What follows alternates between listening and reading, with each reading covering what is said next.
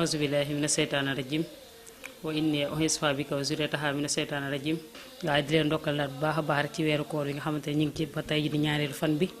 ngeen am nag seen émission wareefu koor fii ci Kocc Barma Events mu ni yéen góor yàlla na ngeen ànd ak jigéen ñi ci ak njekk ndax jigéen kat ci faaru dëng lañ ko bindee boo ko dee jubbanti mu damm waaye boo ko bàyyee noonu nag muy gën di dëng kon rawatina ndaw jamono ji nga xam ne daanaka ndaw ñi caaxaan gi lañ gën a dëng lañ gën a dëmmal waaw nekk ci réseaux sociaux yi lu ne ñu bëgg cee dugg ngir yàlla weeru koor bi nañ ñu ngi leen siy ñaan nañ teg loolu lépp ci suuf ndax yonent bi sallallahu alayhi wasallam moo wax ci xadis ni istawsu bi nisaa'i xayran fa innal mar'ata xuliqat min dalluhit ahwaja wa in ahwaja shay'in fi dilahin ahlahu fa in zahabta tuhimuhu kazatuhu wa in taraktuhu lam yazal fastawsu bi nisaa'i xayran léegi da ngay bàyyi ba weeru koor dellusiwaat nga ni yàlla amalu ma yàlla ba war a bokk yàlla kenn du fayantoog moom ndax yàlla li ma defal yëpp mënu ma koo fay weeru koor bii nag boo ko lebee rek da nga kaa war a fay balaa beneen baay ñëw